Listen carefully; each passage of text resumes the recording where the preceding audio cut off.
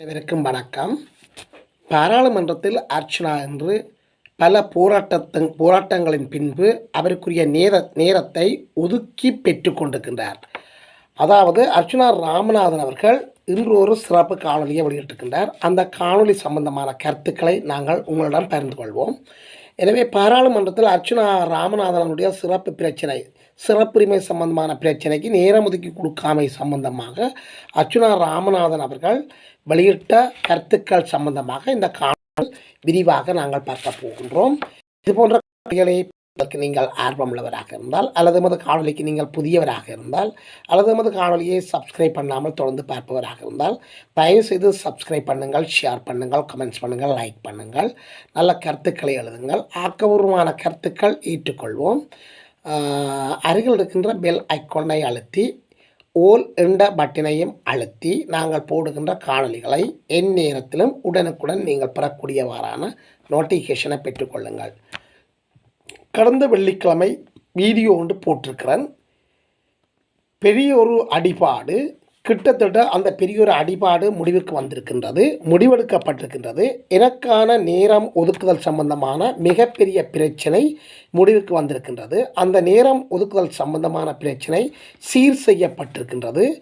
அந்த அடிப்படையில் தயாசிரி கமகே வசனம் அவர் பேசிய ஒரு வசனம் பலர் பிள்ளையாக விளங்கி கொண்டிருக்கின்றார்கள். அதை நான் செல்வி எடுத்து கூட நான் போட்டு காட்ட முயற்சிக்கின்றேன். சிங்களம் தெரியாதவர்கள் தான் இந்த பிரச்சனை தோற்றுவிக்கப்படுகின்றது என்று அர்ச்சனா ராமநாதன் அவர்கள் குறைப்படுகின்றார். காலை 9 மணிக்கு எனது நேரம் ஒதுக்கி தந்தார்கள். இந்த ஒதுக்கி தந்த நேரம் என்னுடைய சிறப்புரிமை பேசுவது தொடர்பானது. ஆன போதும் அந்த காலை 9 மணிக்கு எனக்கு நேரம் ஒதுக்கி தந்திருந்த போதும் கடைசியாக 10:30 மணிக்கே கேள்வி மூல விடைகாணல் முடிந்த பின்பு எனது நேரத்தை ஒதுக்கி தந்தார்கள். அந்த நேரத்தில் நான் எழுந்து என்னுடைய பிரச்சனைகளை ஆங்கிலத்தில் கிரீட்டிங் பண்ணி என் பிரச்சனைகளை கதைத்த போது மதிப்புக்குரிய சபாநாயகர் அவர்கள் சொன்னார்கள், உங்கள் பிரச்சனையை ஆங்கிலத்தில் மட்டும்தான் நீங்கள் பேச முடியும், தமிழ் சிங்களத்தில் பேச முடியாது என்று சொன்னார்கள். அப்போது நான் சற்று வேதனைப்பட்டேன். என்னுடைய தமிழ் மக்கள் நான் கதைப்பதை ஆவலாக உன்னிப்பாக எப்போவும் கேட்டுக்கொண்டிருப்பார்கள், பார்த்து கொண்டிருப்பார்கள். அந்த அடிப்படையில் மொழி மாறி நான் பேசுகின்ற போது அது அவர்களுக்கு பலருக்கு சங்கடத்தை ஏற்படுத்தும், விளங்காமையை உருவாக்கும். அதன்படி நான் மீண்டும் பாராளுமன்ற சபாநாயகரிடமிருந்து சபாநாயகரை நோக்கி, ஐயா நான் தமிழில் கதைக்க வேண்டும் என்று சொன்னேன். அதற்கு மீண்டும் பாராளுமன்ற சபாநாயகர், நீங்கள் தமிழில் கதைக்கவோ சிங்களத்தில் கதைக்கவோ முடியாது, ஆங்கிலத்தில் மட்டும்தான் கதைக்க முடியும். அதற்கு காரணம் என்னென்று சொன்னால், நீங்கள் இது சம்பந்தமான விளக்க கோரல் கடிதம் ஆங்கிலத்தில் நமக்கு தந்திருக்கின்றீர்கள். எனவே நீங்கள் ஆங்கிலத்தில் கடிதம் தந்ததன் காரணமாக நீங்கள் ஆங்கிலத்தில் தான் பேச வேண்டும் என்று சொல்லி அவர் பதிலளித்திருந்தார். அதற்கு நான் சபாநாயகரை நோக்கி, உங்களுக்கு இது விளங்காது என்ற அடிப்படையில் தான் நான் ஆங்கிலத்தில் எழுதியிருக்கின்றேன், தமிழில் எழுதினால் அது உங்களுக்கு விளங்காது, ஆகவே ஆங்கிலத்தில் தான் எழுதியிருந்தேன்.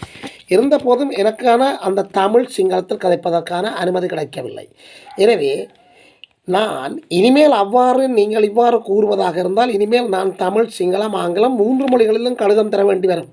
அவ்வாறான நிலையை நீங்கள் ஏற்படுத்தியிருக்கிறீர்கள் என்று சொன்னேன். குறித்த கடிதம் வாசிக்கலாம் என்று சொல்லியும், அதாவது என்னுடைய மனதுக்குள் அதை வாசிக்கலாம் என்று சொல்லியும், அது சம்பந்தமாக இவருக்கும் வெளிப்படையாக சொல்ல முடியாது என்று சொல்லியும் அந்த கடிதம் சம்பந்தமாக சபாநாயகர் மேலும் என்னிடம் தெரிவித்திருந்தார்.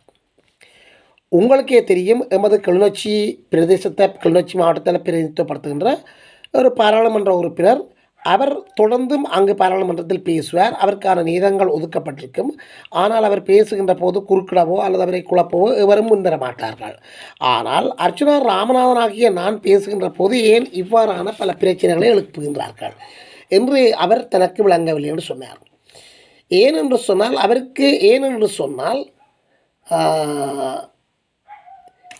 சொன்னால் இந்த ஒதுக்கப்பட்ட நேரத்தில் நான் யாருடைய பிரச்சனையை கதைக்கப் போகிறேன் என்று சொன்னால், பாராளுமன்ற குளறுபடிகள், பாராளுமன்ற நிர்வாக பிரச்சனைகள், பாராளுமன்ற சபாநாயகர் சம்பந்தப்பட்ட பிரச்சனையை தான் நான் கதைக்கப் போகின்றேன். எனவே இதன் காரணமாக அவர்கள் குழப்பமடைந்து அதை சிங்களத்தில் பேசினால் சிங்களவர்கள் விளங்கி விடுவார்கள், தமிழில் பேசினால் தமிழர்கள் விளங்கி விடுவார்கள் என்ற அர்த்தம் கொண்டு அதை ஆங்கிலத்தில் பேசுமாறு சபாநாயகர் பணித்திருந்தார். அவற்றை பிரச்சனையே நான் கதைக்க இயலாத நிலைமை அங்கே காணப்படுகின்றது. தன் பிரச்சனைகளை, அவர் சார்ந்த பிரச்சனைகளை கதைப்பதற்குத்தான் அந்த நேரம் ஒதுக்கி தந்திருந்தார்கள். அந்த நேரம் ஒதுக்கியது தொடர்பானது அவர் சார்ந்த பிரச்சனை கதைக்கிறது. எனவே இங்கே அவர் தனக்கு பிரச்சனை ஏற்பட்டுவிடும் என்று சொல்லித்தான் அவர் இந்த மொழி மாற்றத்தை செய்திருக்கின்றார்.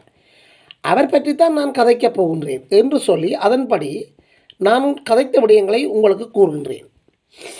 2025ஆம் ஆண்டு ஜனவரி மாதம் 20ஆம் தேதி நான் யாழ்ப்பாணத்திலிருந்து கொழும்பு நோக்கி பயணம் செய்து கொண்டிருந்தேன்.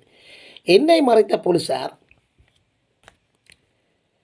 21ஆம் தேதி பாராளுமன்றத்துக்கு வந்த பின்பு 22ஆம் தேதி வழக்கு போட்டு நீதிபதி அவர்கள் என்னை விசாரிக்க ஓரன் கொடுக்கவில்லை.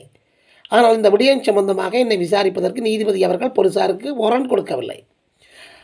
ஆனால் அதன் பின்பு எங்கள் போலீஸ் பேச்சாளர் என்னை கைது செய்ய போவதாக அறிவித்திருந்தார். 22ஆம் தேதி நீதிமன்றத்தில் என்னுடைய பெயரை பிழையாக குறிப்பிட்டிருந்தார்கள் போலீசார்கள்.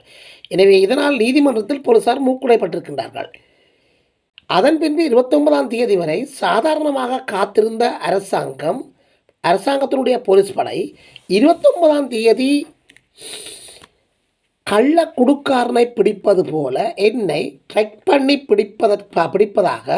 பிடிப்பதற்காக ஸ்பெஷல் போலீஸ் படை ஒன்றை உருவாக்கி பெரிய ஒரு படம் காட்டினார்கள். என்னை பிடிப்பதற்காக டீம் ஒன்றை அமைத்து அனுராதபுரத்திலிருந்து வந்து பிடிப்பதாக அந்த நாடகத்தை அவர்கள் அரங்கேற்றியிருக்கார்கள்.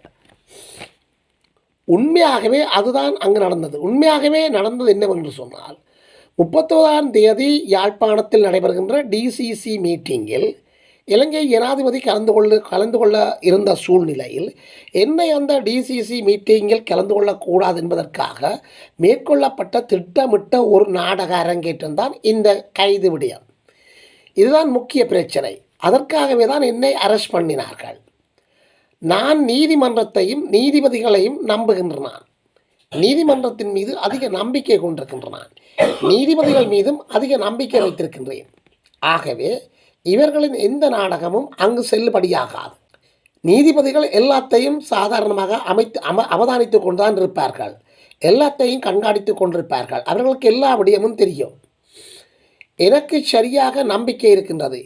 நீதி தன் கடமையை செய்யும். அங்கு போன போது எனக்கு வெயில் தந்தார்கள். அதாவது வெயில் தரப்பட்டது. 3ஆம் தேதி 29ஆம் தேதி என்னை கைது பண்ணிய போது அன்றிரவே எனக்கு வெயில் தரப்பட்டது. 2 லட்சம் ரூபாய் சரீரப்பிணையிலும் 2 ஆட்பிணையிலும் என்னை விடுவித்திருந்தார்கள். என்ன பகடி என்று சொன்னால், அதாவது ஜோக் என்னவென்று சொன்னால், ஒரு விஐபி லைட் போட்டதற்கு ஒரு பாராளுமன்ற உறுப்பினரை கைது செய்யும் அளவுக்கு கேவலம் பாராளுமன்றத்துக்கே கேவலம். இவர்கள் செய்வது அனைத்தும் பாராளுமன்றத்துக்குத்தான் அவமானம். அதனால் இன்று பாராளுமன்றத்தில் பேசிய நான் தெளிவாக பாராளுமன்றத்தின் ஒற்றியையும் காட்டி, அதில் அவர்கள் எனக்கு தந்த ரப்பர் ஸ்டாம்ப் முத்திரையையும் காட்டி, என்னுடைய அடையாள அட்டையை, அதாவது பாராளுமன்ற ஐடென்டி கார்டை இவர்கள் தரவில்லை. இவ்வாறு தந்திருந்தால் அன்றைய தினம் போலீசார் என்னை மறைத்த போது நான் அந்த அடையாள அட்டையை காட்டி பிரச்சனைகளிலிருந்து நான் தவறி இருக்கலாம். இதன் போது பாராளுமன்ற செயலாளர் உசானி ரத்ன வீர என்பவர் எழும்பி, இல்லை, இவருடைய ஐடென்டி கார்டு எனக்கு வழங்கப்பட்டிருப்பதாக கூறியிருக்கின்றார். இது அவர் முழுதாக பொய் சொல்லுகின்றார். என்னுடைய அடையாள அட்டை குறித்த தேதியில் தரவில்லை, ஆனால் பிந்திய தேதி தான் அடையாள அட்டை தந்திருக்கிறார்கள். என்னுடைய வழக்குகள் தொடர்பாக பாராளுமன்றத்தில் கமிட்டி அமைக்கட்டும். ஏனென்று சொன்னால் 22ஆம் தேதி தான் ஃபைன் பண்ணி அந்த டாக்குமெண்ட்ஸுகளை அவர்கள் எடுத்திருக்கின்றார்கள். அங்கே ஒரு கார் பார்க் தந்திருக்கின்றார்கள். அதற்கு அப்ளிகேஷன் போட்டு கொடுத்து ஏறக்குறைய 60 நாட்கள் தாண்டிய பின்புதான் அந்த கார் பார்க்கையை எனக்கு தந்திருக்கின்றார்கள். 22ஆம் தேதி அந்த சம்பவத்திற்கு பிறகுதான் தந்திருக்கின்றார்கள். அங்கு நான் மேலும் பேசிய போது பாராளுமன்ற அட்மினிஸ்ட்ரேஷன், அதாவது பாராளுமன்றத்தில் உள்ள நிர்வாக பிரச்சனைகள் காரணமாக, அவர்களுடைய தவறு காரணமாகத்தான் நான் நீதிமன்ற வழக்குகளுக்கு உட்படுத்தப்பட்டிருக்கின்றேன். அங்கு அதை சந்தித்திருக்கின்றேன். பல லட்சங்களை நான் என்னுடைய சொந்த பணத்திலிருந்து செலவு செய்திருக்கின்றேன். என் தனிப்பட்ட பாராளுமன்ற அமர்வுகள் மழுங்கடிக்கப்பட்டிருக்கின்றது.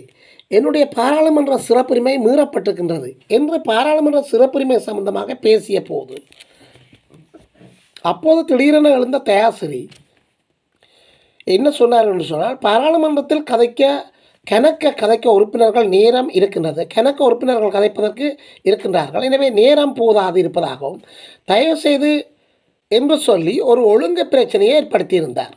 அப்போது ஆளுங்கட்சி எதிர்கட்சிக்காரர்கள் தங்களுக்குள்ளே மோதிக்கொண்டார்கள், தவிர என்னை கதைக்க விடவில்லை. அதன் பின்பு சபாநாயகருடன் கதைத்து இன்றைய தினம் 8 நிமிடம், அதாவது இன்று மாலை 8 நிமிடங்கள் பேசுவதற்கு எனக்கு ஒதுக்கி தந்திருக்கின்றார்கள். இன்று மாலை 5 மணிக்கு பெரும்பாலும் கதைப்பேன். 77வது சுதந்திர தினத்துக்கு பிறகு எனக்கு பாராளுமன்றத்தில் கதைக்க நேரம் ஒதுக்கி தந்திருக்கின்றார்கள். போராடித்தான் வெல்ல வேண்டும் என்று சொன்னால் டாக்டர் அர்ச்சுனா அதற்கும் தயார். எனவே டாக்டர் அர்ச்சுனாவை நீங்கள் எதுவும் செய்ய முடியாது என்று சொல்லி அர்ச்சுனா ராமநாதன் அவர்கள் இங்கு குறிப்பிடுகின்றார்.